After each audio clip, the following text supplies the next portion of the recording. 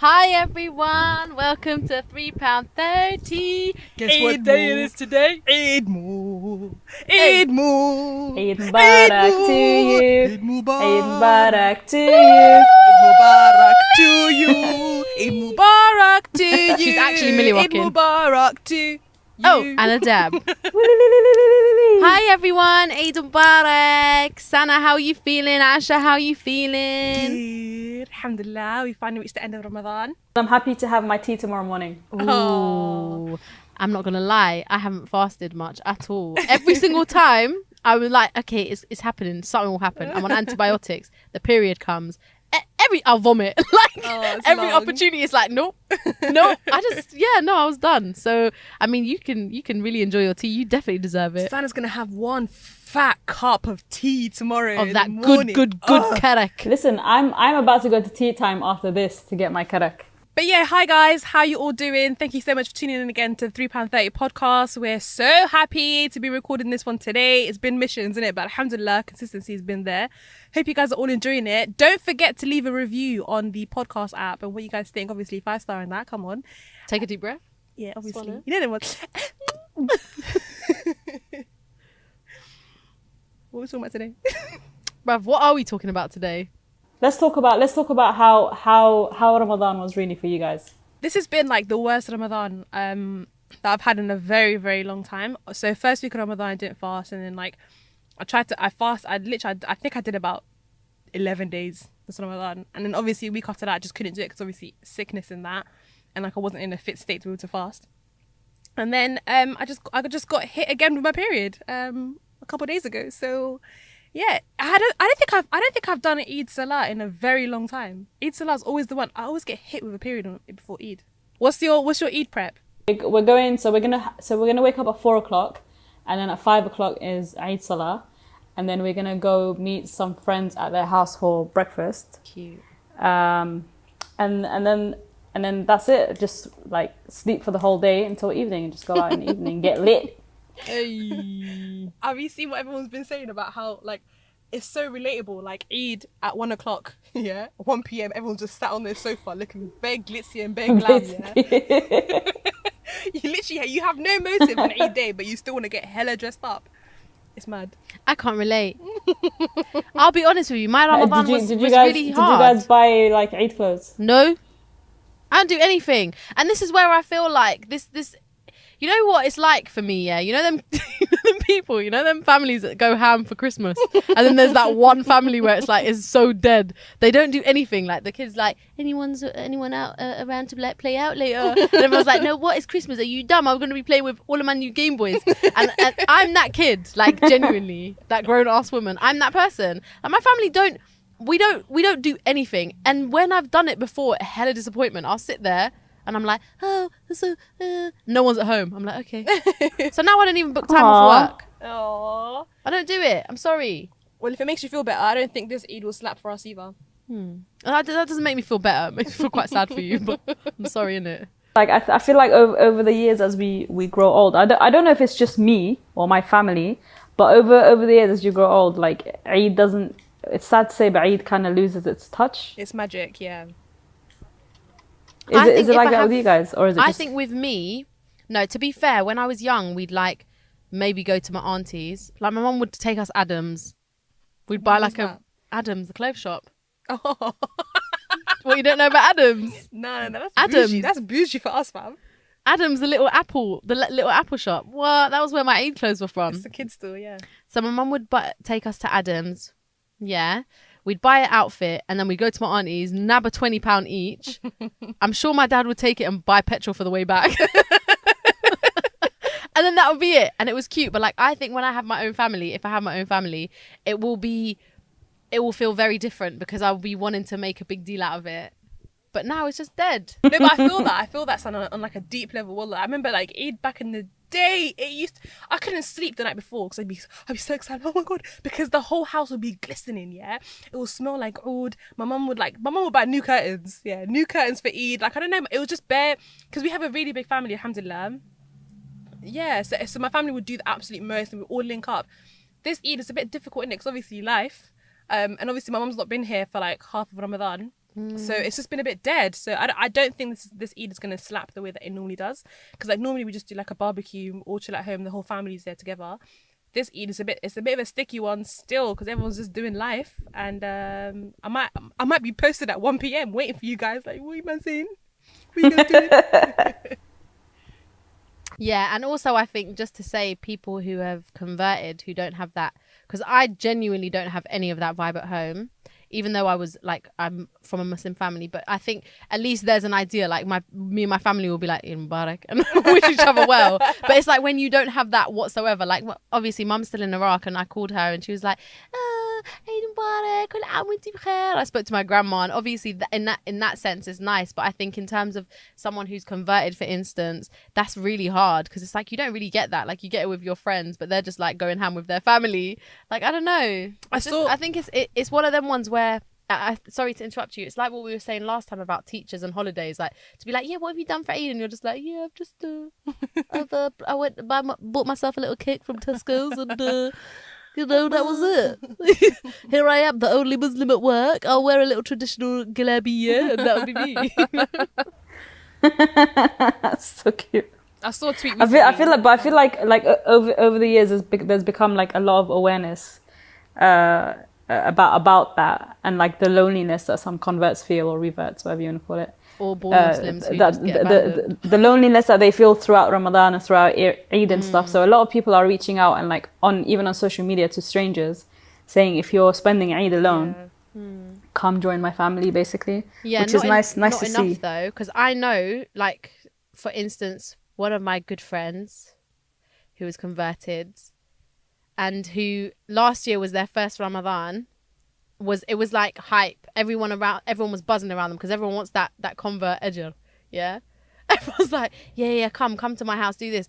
After a while, the honeymoon period dies down of a convert, and no one cares anymore, and they forget actually what it's like because it's like it's settled, and so you're having to struggle with that on your own, and it feels like, and also there's an aspect of like we're not wanting to disappoint yourself and people when you've converted because it's like you've been elevated to this level, and suddenly it's like when it dips, who's really there?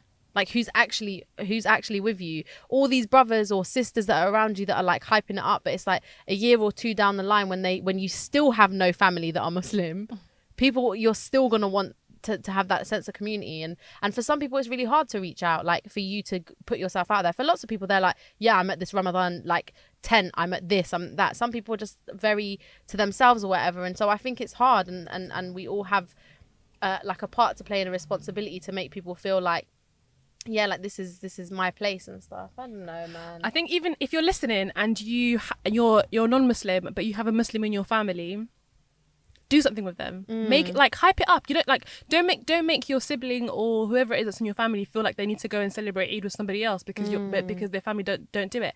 You guys can do it as well. Like just think about how it is for just with any holiday. Just think about how excited you are and like how it's so important to get into the spirit of that and celebrate that.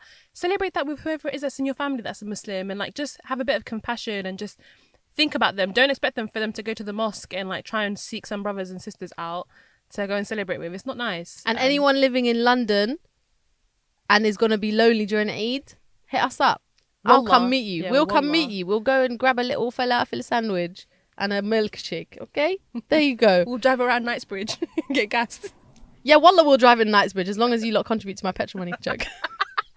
It would have been nice if we had like pre-planned this whole if you're spending Eid alone thing, hit us up. I think you're completely right about us thinking more about that. Maybe next Eid. You never know. We could try and do something. We can have a little 1-2 little party. Oh, that'd be so nice. Innit? That'd be sick. Bring some people. Get some caterers. Any caterers, holler at us. I was just thinking everyone just go out for dinner together. Bruv, I want a party. You want a party? I want a party. I've never had a party for Eid. I just finished watching When They See Us. Okay, you guys both seen it? Broke my heart into pieces. I was following all of them, man, today on Instagram. All of the actors and all the people that they Me were portraying as well. I just felt like I wanted to support in some way. Give us some context, guys. So basically, there's this, I think it's a Netflix original. So essentially, there was a group of 5 boys from New York. They're known as the Central Park 5. And they grew up in America like throughout the 90s or the 80s. 80s. in the 80s, and they were framed for the rape of a white woman in a park, and it was just a situation where it was wrong place, wrong time. Like they just shouldn't have been there, essentially. And it's like a 4-part series, yeah, and the entire series essentially exposes the justice system in America. These 4 boys were just framed for the rape of this one woman, and she was severely beaten, and it was just gruesome what happened to her. But unfortunately, she didn't have any recollection of what had happened and who had done it to her, so she didn't really see anything. It affected her life differently. And there were these 4 boys that must have been about 11 up until like 15, and they were accused of raping her and beating her, and they were basically coerced into kind of admitting to a crime that they didn't actually do. And I'm not going to give it away too much, but it's based off of a true story, and it's so sad. And it's sad that 30 years on, that stuff still happens. Young black men are still being framed for things that they never did. It's so hard to even fathom that this isn't fiction, and it's so sad. And like I binged on it. I only planned to watch one episode and end up watching the entire thing.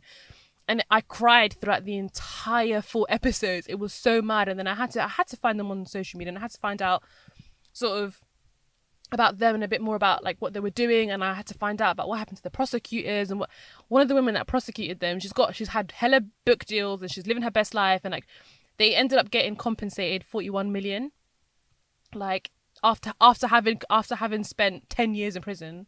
I suppose like 13. Yeah, it was like between them, it was like it was different. They all had different amounts, but one of them, the one that was filmed on camera saying this was my first rape and it's going to be my last one, but he felt like he had to say that so he can go home, and he wasn't even one of the people that was meant to be interrogated, but he was just there and they forced him to say it. So when he said that, it was like, right, we've got them, we can pin it on them. And it was literally just because that's what they do though, they trick you to go guilty just because it's easier. It's just horrendous. Like my heart is.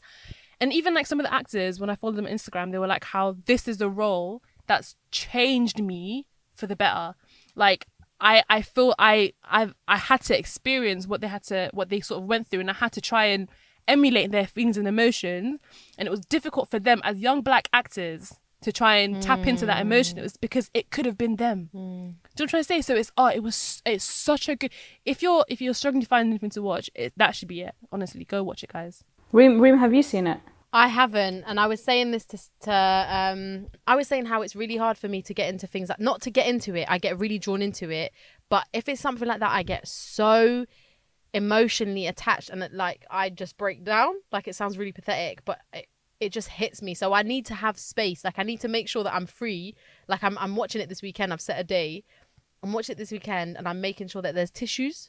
I'm making sure I've got no makeup on. You know them ones where I'm just making sure that no one expects to see me that afternoon, because it's like them emotional ones where you have to recognize it's like, I don't know, man. It's just a lot to handle. I feel like it's a lot more real for you as well, because you know that environment.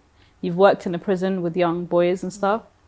So maybe for you take it on another level. To us, as you know, first time watchers or first time experience, you have first hand experience.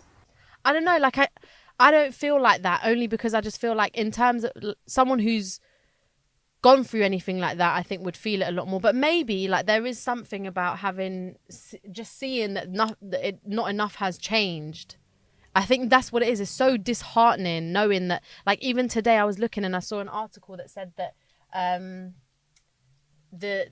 don't know, something about representation of the majority of white young offender institutions being majority young men from BAME backgrounds. Sorry for using that word. And it's like, you just know, and there's been so many situations that it's just not changing. Like no matter how much people are doing, it just doesn't seem to change. It's like such a structural thing that needs to be proper demolished. Like every bit of reform is not working. There needs to be like a revolution. You know, the ones where it's like no bit of reform and taking it to the House of Commons is gonna work. Like it's bigger than all of that. And so I think it just feels really disheartening. What is Reem, sorry, because I literally I'm like, I don't know much or at all anything about the whole system, justice system.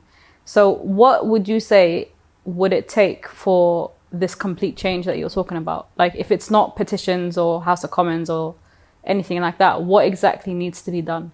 It's the people that are making the decisions and pulling the strings, because a lot of it is about politics. And usually it's like it's the state against the people, isn't it? So it's like the state don't want to seem to lose a case, or there's pressure to meet targets, and there's judges who feel pressure to kind of side with the state. And it's media though as well. There's a lot of corruption. Say for instance there's been a murder and it's a high profile case.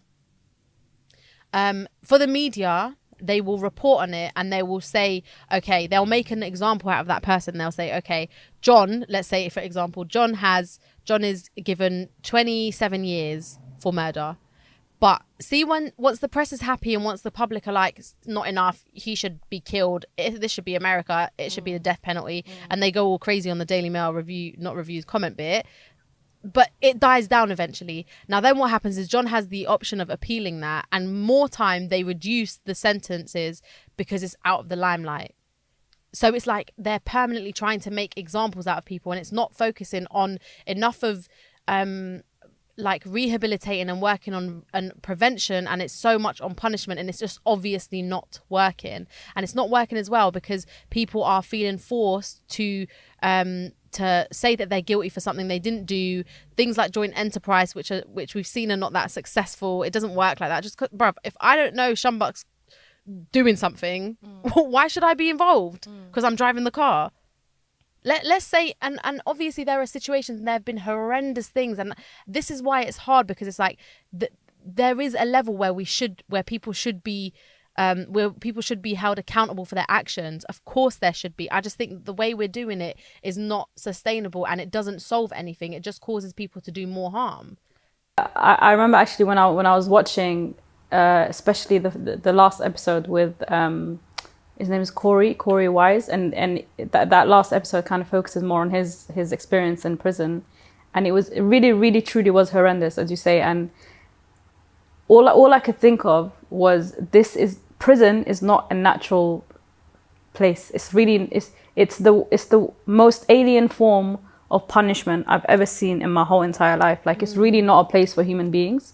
Yeah. And I don't like it. It doesn't. I don't think it does. It does job. It doesn't help anyone reform. Or I mean, for some people it might work, but I just don't see how. I don't see how this could be like a long-term, sustainable step towards rehabilitation. I just don't understand, especially with all the experiences that you get inside prison, and all the abuse and all the.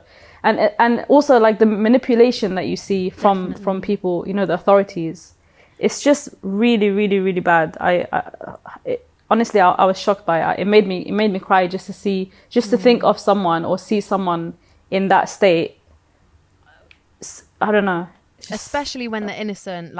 And I think the thing is that the thing about prison is that juries and prosecutors and all of them use it to say, okay, this person is a risk to society. So that what they're trying to do is to protect communities. And it's like, you can protect the community by taking the individual out of it for a while, but the individual will come back out.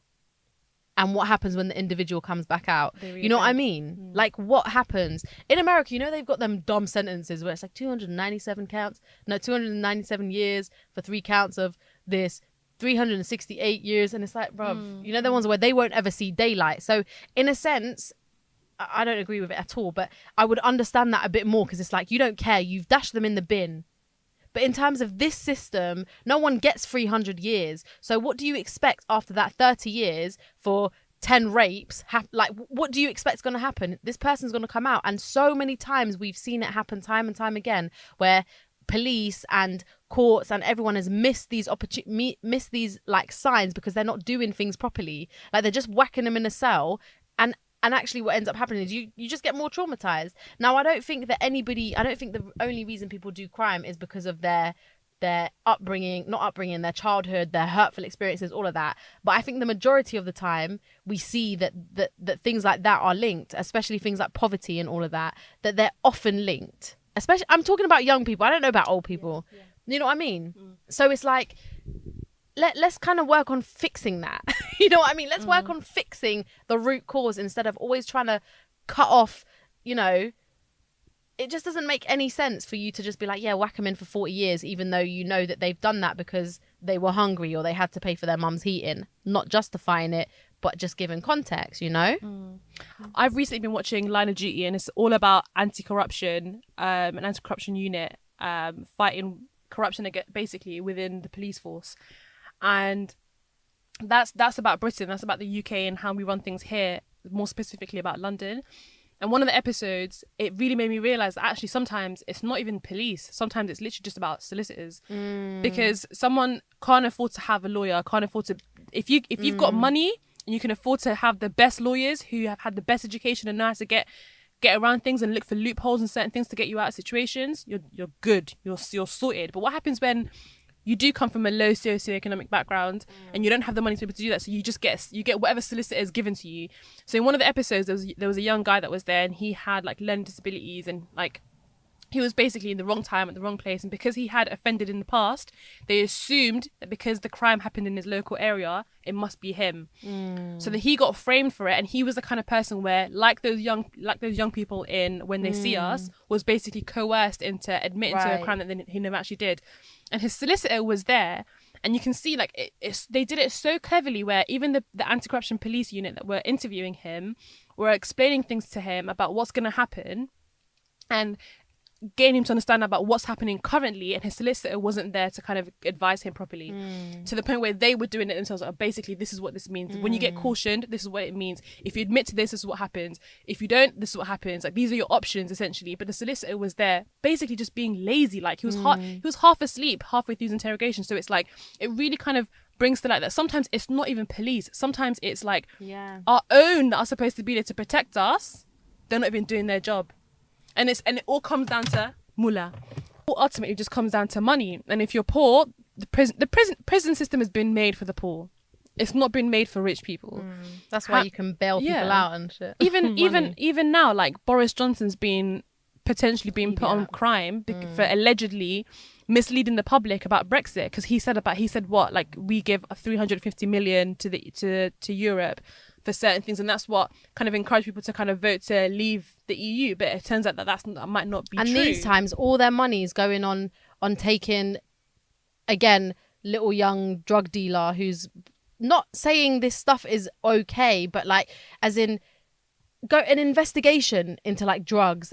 Bearing in mind the Grenfell inquiry is still going on. For what? Like, do you know what I mean? It's like, you just know there's something so wrong, like deeply entrenched in our system, is proper racial politics and classist prejudice. Like, proper. It's so blatant and it's so embarrassing. And even things like juries, when I was on jury duty, I was just looking at some of the juries getting picked, and I just thought sometimes they'd be really diverse. Bearing in mind I was in West London.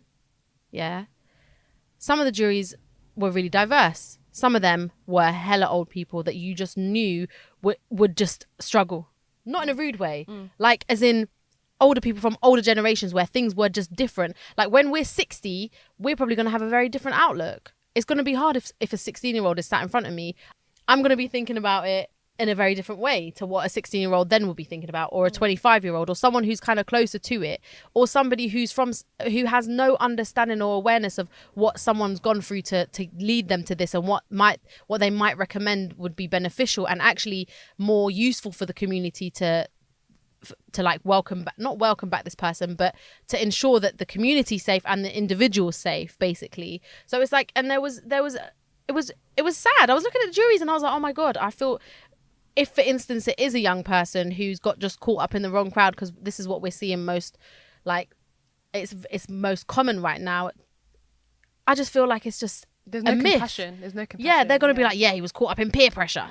You know? Yeah, well, when I was young, I had it hard. I didn't go out and do this. It's long. Right?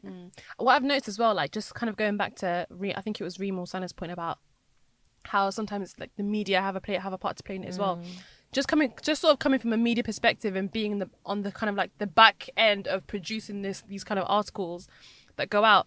What I've noticed is that sometimes before you even get to trial, before you even get to court, you're put on trial by the people. People have already said that you're guilty before you even get in. You don't even have a fair chance. So even if someone is like sort of like the evidence shows that maybe they weren't guilty or blah, but because people want you to be guilty, they're outraged by it and they want you to even if someone has committed a crime, done their time for it and come out, you're still vilified.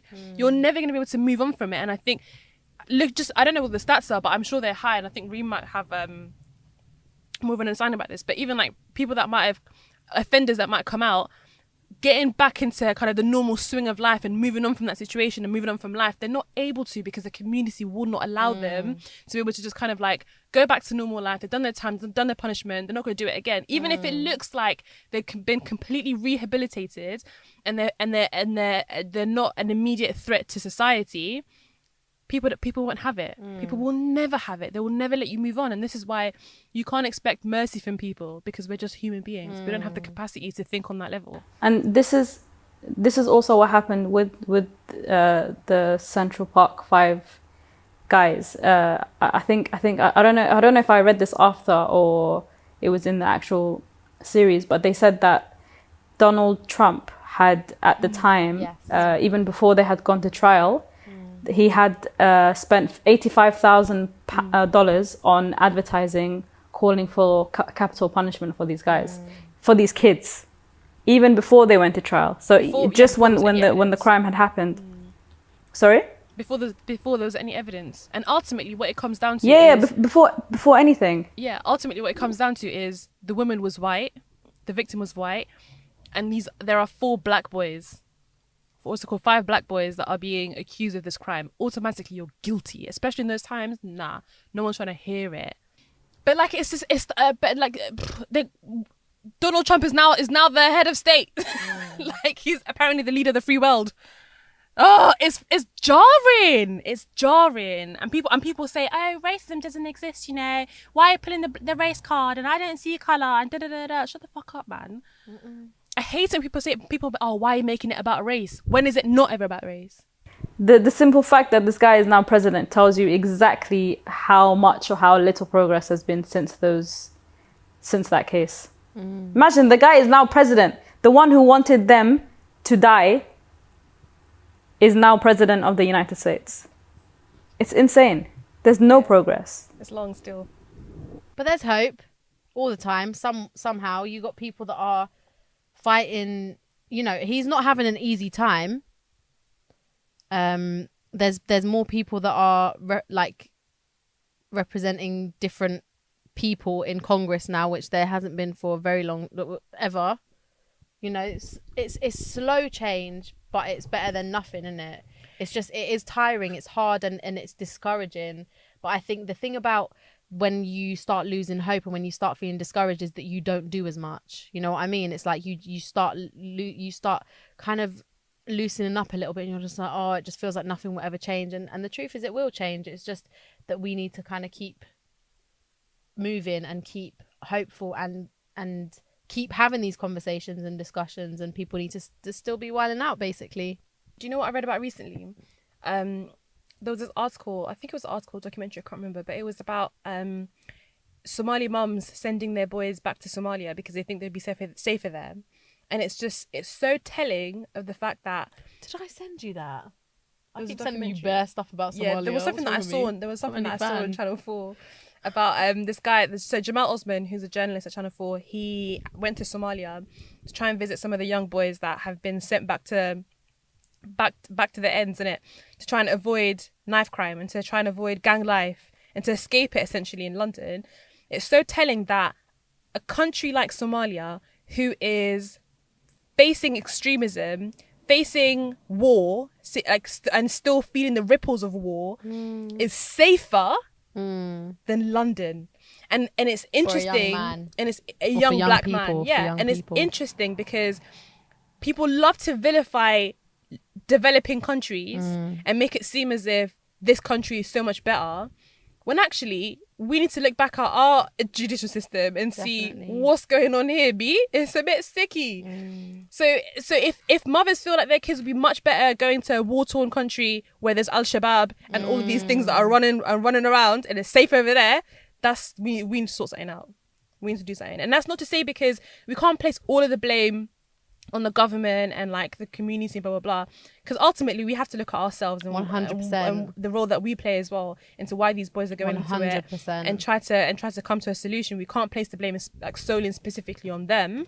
We also have and they're not going to fix our shit. Yeah, because they won't fix our shit. Why would they? That stuff comes within. This is why I strongly believe in grassroots more than I believe in top down. Because it's like, why would somebody in parliament prioritize that? You know what I mean? That's exactly where community organising and stuff comes in, and where and people have money. You know, the ones when you fundraise, you see people actually have money. Like people, you can make money, you can make things happen. And even if you're gonna go through someone and do it, like, you know, them little, they might provide a bit of financial support for a positive scheme if they think that it will be beneficial. But yeah, that 100% off what Asha was saying. A lot of it is within us. It is within communities. You step in. Yeah, you have to look into your own community and you have to do things yourself. There is the system is failing, but it's like we can't expect the same failing system to fix shit that we want to be fixed. It's a long journey, man. It's going to be a long journey to get to that stage where our young boys will feel safe on the streets of the West. Yeah. They've been trying to do it for years, decades. Yeah. Bless them. Do you guys remember? But I'm glad that you're hopeful. Thank you. Do you guys remember back in the day when you were younger and you could play outside in the streets and mum you really used to be worried? Yes. Still a good time. Those were the days. Those were the best days of sorted. my life. When we were younger, and like how we felt so safe. Maybe that's because obviously we were children, we were naive to what's going on around the world and we weren't really paying attention. And maybe now we're just more aware because we're reading the news, we're watching the news, we're on social media, we have more access to information. But I just remember, like, as a kid, I was so carefree. I don't feel like I was shook of stranger danger. Were you? We We were scared. We were shook of paedophiles. Apart from that, we thought there was a paedophile on everywhere we went. We were like, that's a paedophile. And I don't know where we got this information from, but we decided every house was full of paedophiles. We were like, nah.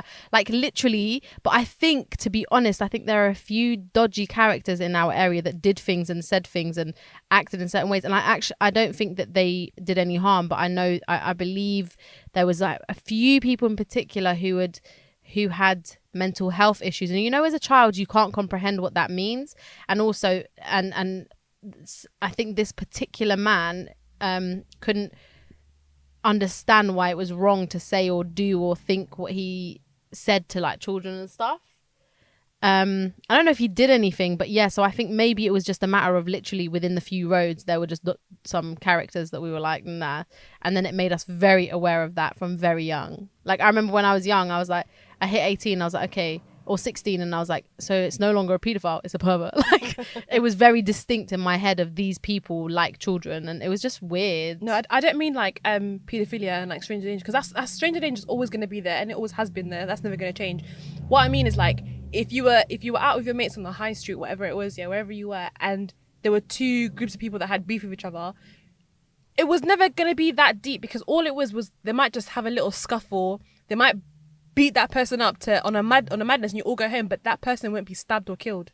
Like I think stabbings for me, I think maybe just from where I grew up and the environment that I was in, stabbing was never really a thing until as I started to grow up. Then it's been more of a thing in the last couple of years or so for me anyways. I don't know about you guys, but it was always just someone got rushed in the park. It was never someone got killed in the park. That's never happened for me. I never saw that. So that's what I mean in terms of like if there was anything that was going on, you kind of felt safe, like, oh, I'm not involved anyway, so it's fine.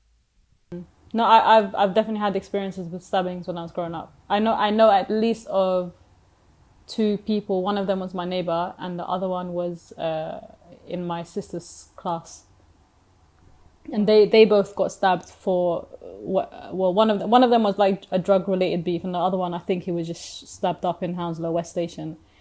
But I don't know, man. It was just, but I still do believe that I felt safer back then than I do now. Like I remember yesterday I was outside by the mosque, and I see these two young kids. They must have been at least like 11, 12 tops, and they were on a bike, and they literally just came out of the mosque, and they looked like they were going back home.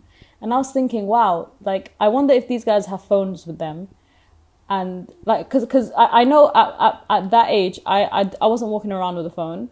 I just went out, and then I came home when I came home. But then I was like, as a parent, how would I feel about letting my child out now without a phone for me to contact them? Like, do I really feel like they would be safe to just go out and play out and go on a bike and do whatever they want, like I did?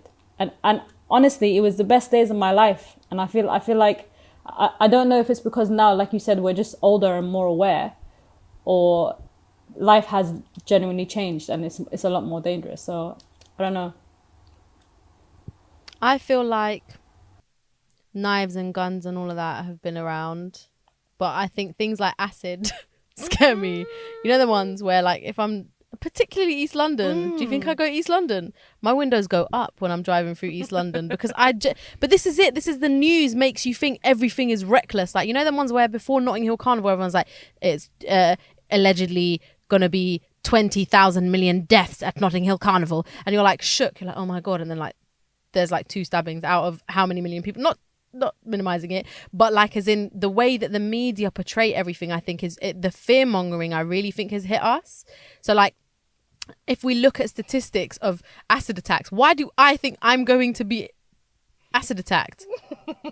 Like, and I know it happens randomly, but it's like the likelihood of just me driving down Shoreditch, It could happen though. Of course it could happen. But I could get hit by a car. Bruv, someone crashed into my car the other day.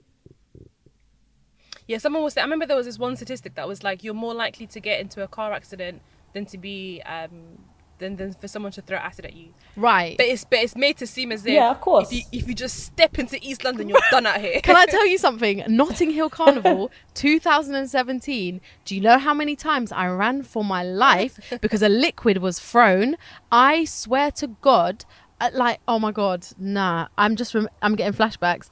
Genuinely, we'd be walking, and Notting Hill Carnival, Asha's never been. You know what we might do? I think people should vote on whether we should bring Asha this You guys, this listen, carnival. I'm gonna need all of my people, to vote against it, please. This is what I'm gonna need, because I don't want to go. But Reeves, I don't know that I should go because she thinks I have she's never been carnival. She thinks I have a perception of what carnival is gonna be like, and like how, you know, I think it's gonna be mad, blah blah blah. But I just don't want to go. I'm not interested at all. Basically, I think everybody. Why don't you want to go? It's just not an environment that I want to be in. What is the environment if you've never been in? Alcohol and stuff. So I think she's talking about alcohol and stuff. It's not just the alcohol. It's like that. It's like, it's alcohol. It's music. It's people dancing, like provocative. It's just not for me. I might as well go clubbing. Can I just say the first time I went to Carnival was for work reasons. Like we were going to film the Carnival for work, and it was my first time there. And if I'm being 100% honest with you, I felt the same way before I had gone. I just felt like it's not my kind of scene. I'm not going to enjoy it. I'd rather just not be around that kind of stuff.